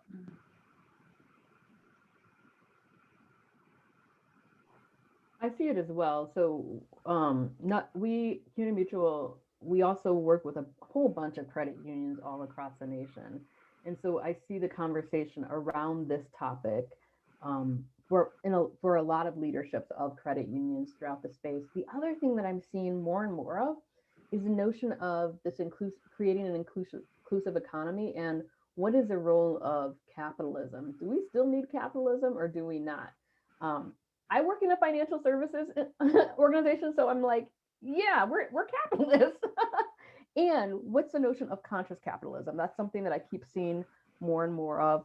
The other thing that I keep seeing more and more of is folks developing cooperatives as a different model for doing social good. So I think that it's there. The other thing that I wish organizations did a better job of, CUNA Mutual included, is talking about what we're actually tangibly doing as it relates to sustainability. Because there are a lot of us that are doing good things as it relates to solar or gardening on our premises or things of that nature, but we just don't tell that story. So I think that that's an opportunity for improvement. I think the only thing I have to add is I think, we've heard all these terms. We've heard conscious capitalism, triple bottom line, B Corp, we start to use them interchangeably. And I think it's just really important. There's nuances to each of them, and they're slightly different. And I think, I'm all about identifying problems. Like, you have to understand the problem. And I think it's important, until there is a common language, and we are not there yet. We hear social sustainability and it means something different, just to be clear in the beginning, until we have that language that means one thing, that we're clear about what we're talking about. So I think that's a great question to ask. And I don't think there's one way to answer it, as we can see.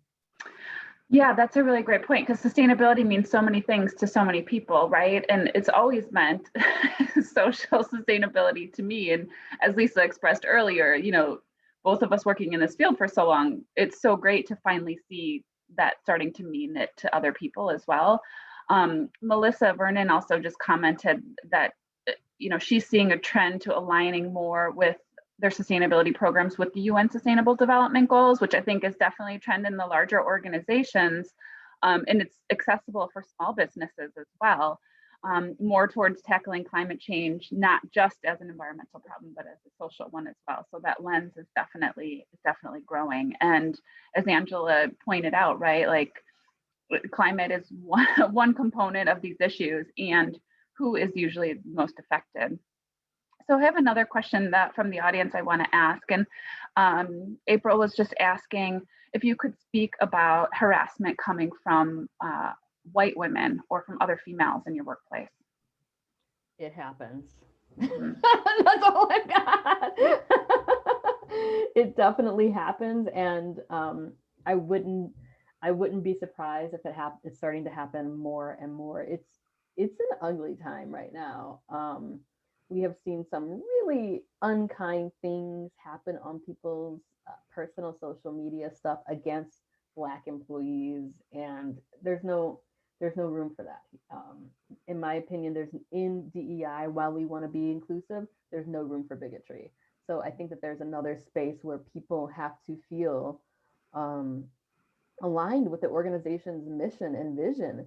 So here's another quick little story. In 2015, when we raised the pride flag for the first time, people would say that, well, I feel like you're not being inclusive because my religious views do not include promoting LGBTQ folks. And the answer is, I hear you, and this may not be the correct organization for you to work at. So it's being unapologetic in terms of your values about DEI, and letting people know and being transparent of what that includes and what that does not include. I mean, the amount of race stuff that I'm hearing on a regular basis is getting to be kind of gross, but it's not unexpected. Mm-hmm. I have a reaction to what you said, Angela. I'm so curious about how pervasive that stance that I fully support on a personal and professional level, but how willing are other companies, willing to take that step? I love that CUNA is doing that. I love that you're there doing the work. I'm so curious about how widespread that is. Do you have any sense? I don't think it's as widespread as we would like. And for us to be where we're at now, it's almost a battle every time, because people get scared. We have lost clients because of this, because of our stance. And when we start losing clients, folks start getting nervous. It's one thing for an employee to say, this doesn't make me feel included. It's another thing where it impacts bottom line potentially. So I'm glad that I'm proud of and glad of the decisions that we've made, but it hasn't been without struggle each and every time. And every time we have a DEI speaker, every time, there is someone, about 10% of folks, maybe 5 to 10, maybe a little less, maybe around 7, who say, I feel like you are targeting me because I am a white person. And I'm like, I'm sorry. And it's okay to have feelings. And again, you can choose to stay here in this workplace or not. Can I clarify April's question? April, were you intending to ask like sexual harassment from other women, or just kind of this lack of support of that women, in the workplace? Yes, those are two very different things. You're absolutely right, Michelle, and thank you for that clarification. And I meant indeed the latter. I loved, I want to answer just a minute and then I'll stop talking, but I loved Angela's, her whole demeanor during this has been so inspiring to me. We hear the word authentic thrown around so frequently now. So if those of you don't know what the real meaning, it is what Angela was able to how she was able to present today. And I think the closer we can get to that as women, the better we can support one another. When we can really just be our whole selves, share our stories, be vulnerable with each other, I think that will prevent a lot of that. So, I mean, I guess I don't know how to answer what to do. It's not okay when, it's never okay. And we hope we can prevent it, but I would love to try to give the message to support each other and be our authentic selves with one another. I love that, Michelle. I've got, of course, another story. There is a time, of course, and again, pre-pandemic, where we wanted to update our dress code, and they wanted me to review it for bias. And I'm like, why are we being so much more prescriptive of what women can wear versus men? And I was losing my shit about it, per usual. Because it was like, women cannot wear things that have lycra, or can't wear leggings or whatever. And I'm like, why? Oh, because of the male gaze. And I'm like, then that's a fix for men. That is not a fix for women. We are not going to be much more prescriptive of what women can wear versus men. That's silly. But yeah, so I mean, but that's just another example of how the systems and policies are infused with bias day in and day out. We have a new chief compliance officer that just started a few weeks ago, and I had a conversation with her last Friday. She wants to get a group of folks from our ERG leader or from our ERGs to partner with her to check out how our systems and policies within compliance are maybe unintentionally biased. So that's another example of folks who write the rules getting much more proximate with folks who are impacted. Well, this has been such a wonderful conversation. I appreciate each of you sharing your stories, sharing your knowledge with us for the conversation. This has been thought-provoking. I appreciate all of your perspectives.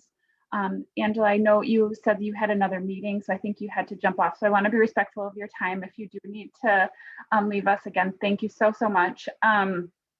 What I'm going to do now is just share a few opportunities for engagement and then tell you what we're going to be talking about tomorrow, and then invite you to stay on if you want to just have an open conversation with those of us that can stay about any of the topics you heard today.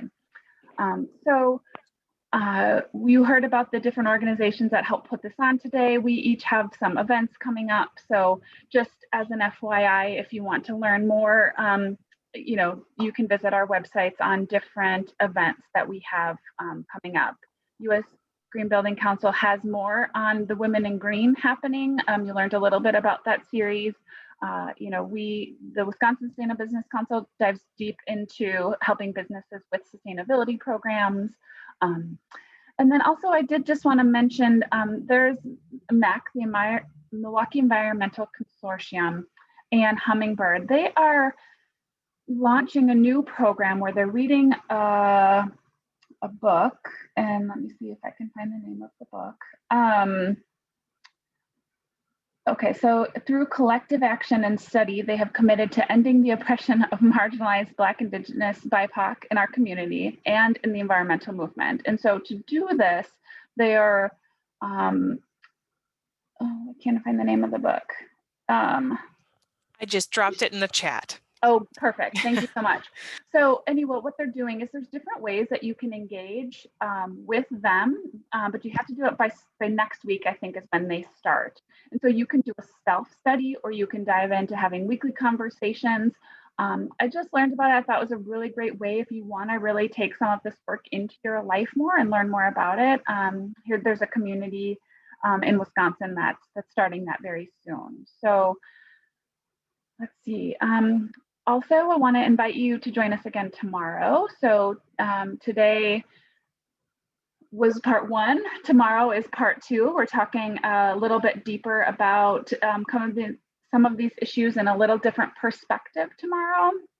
So we want to invite you to join us again from 11 to 1. Our speakers tomorrow are Flory Wilson from Gender Ideal and Maggie Beckley, who's the director of real estate development and from Advocate Aurora. And so then on March 16th, we're having mentorship circles where we're sort of breaking out different topics to sort of have, again, another conversation to sort of keep this work alive in our lives and to keep talking about it. So in the Eventbrite, you can find all the details about the different mentor circles if you're interested in joining one. And we did pretty good on time today. So thank you again to all of you for joining. If you are interested in sticking around, please do. I'm going to stop the recording now.